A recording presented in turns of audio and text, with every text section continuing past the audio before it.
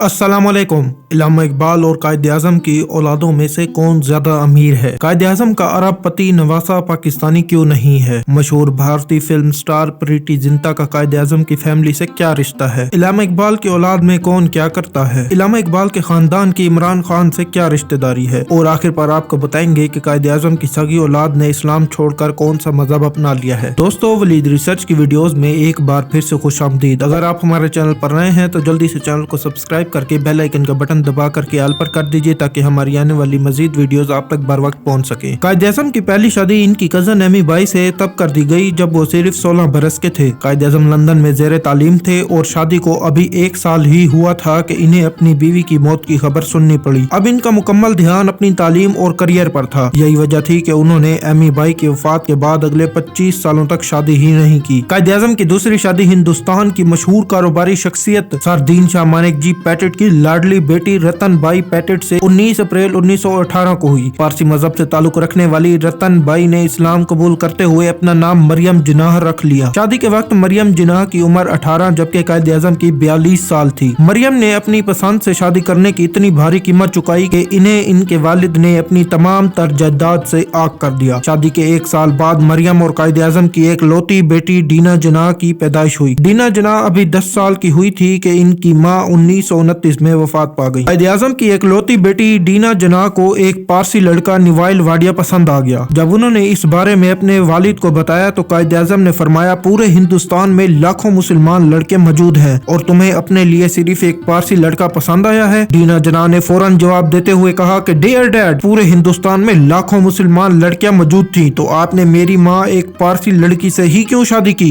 बेटी ने खानदान की तमाम रवायात को पसे पुष्ट डालते हुए निवाइल वाडिया से शादी की और वो डीना जिनाह से डीना वाडिया बन गई। कायद-ए-आज़म ने अपनी बेटी को हमेशा के लिए अपने से दूर कर दिया और फिर इनसे कभी नहीं मिले। लेकिन यही बेटी 1948 में अपने बाप की आखिरी रसूमात में शिरकत के लिए कराची आती है तो पाकिस्तानी अवाम ने इन्हें ज़ारो कतार रोते हुए देखा। क़याम पाकिस्तान के वक्त डीना वाडिया अपने शोहर के हमरा हिंदुस्तान में ही रही। इनका एक ही बेटा पैदा हुआ जिसका नाम नुस्ली वाडिया है। कायद-ए-आज़म के एक लौते नवासे नुस्ली वाडिया का शुमार हिंदुस्तान के खरबपति सेठों में होता है। फोर्ब्स मैगजीन के ताज़ा तरीन रिपोर्ट के मुताबिक नुस्ली वाडिया की कुल जायदाद की कीमत 1000 अरब से भी ज्यादा है। हम बात कर रहे थे कायद-ए-आज़म की एक लौती बेटी डीना जिनाह की। डीना वाडिया आखिरी बार पाकिस्तान 2004 में आई थी जहां इनकी मुलाकात इल्लामा इकबाल की फैमिली से भी हुई थी। निवाइल वाडिया की साल 1996 में जबकि डीना वाडिया की साल 2017 में न्यूयॉर्क अमेरिका में वफात हुई। कायद-ए-आज़म के एक लौते नवासे मुंबई में रहते हैं। इनके 2 बेटे हैं जिनका नाम जहांगीर वाडिया और निस वाडिया है। वाडिया ग्रुप ऑफ कंपनीज के रूए रवां जहांगीर वाडिया की हिंदुस्तान में बेशुमार टेक्सटाइल्स मिल्स हैं जबकि वो एक प्राइवेट एयरलाइन गो फर्स्ट के भी मालिक हैं। गो फर्स्ट सिर्फ अंदरूनी ही नहीं बैरूनी परवाज भी भरती है। इस एयरलाइन में 100 के करीब जहाज मौजूद हैं। जहांगीर वाडिया ने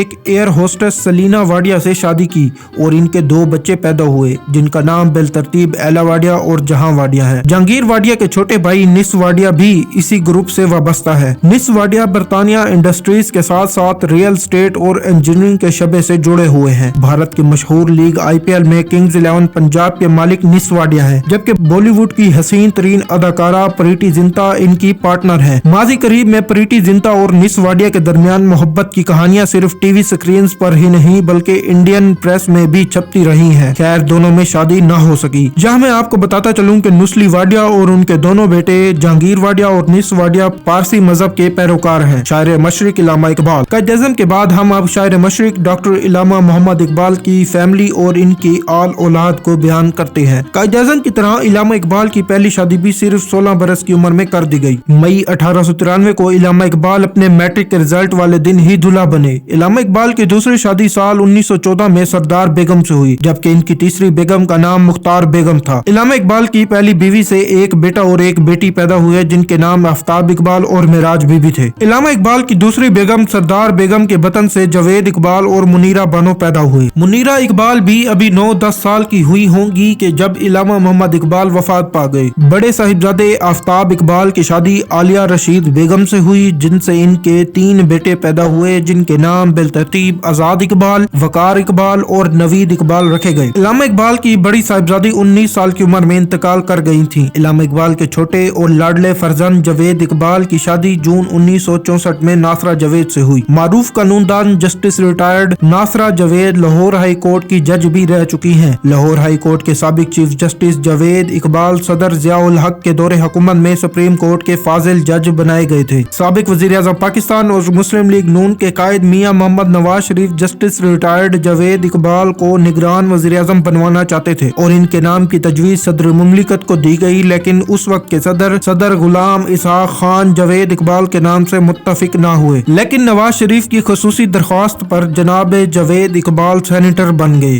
ان کے دو بیٹے پیدا ہوئے جن کے نام منیب اقبال اور ولید اقبال ہیں۔ اقبالیات کے ماہر سمجھے جانے والے منیب اقبال لاہور میں رہتے ہیں اور وہ کچھ عرصہ مسلم لیگ نواز سے بھی منسلک رہے ہیں، جبکہ علامہ اقبال کے پوتے ولید اقبال ایک ماہر قانون دان، لمز یونیورسٹی کے پروفیسر اور مشہور ترین سیاستدان ہیں۔ انہوں نے سال 2013 کے جنرل الیکشن میں اسی حلقے میں الیکشن لڑا جہاں سے کبھی علامہ اقبال نے الیکشن جیتا تھا، لیکن وہ پاکستان مسلم لیگ نون کے امیدوار شیخ روہیل اصغر سے شکست کھا گئے تھے۔ یاد رہے کہ ولید اقبال اس وقت تحریک انصاف کے سینیٹر ہیں اور علامہ اقبال کی سب سے چھوٹی بیٹی منیرہ بانو لاہور کے سابق لارڈ میئر میاں امیر الدین کی بہو بنی۔ منیرہ اقبال کے شوہر ایک سیاسی اور سماجی شخصیت تھے۔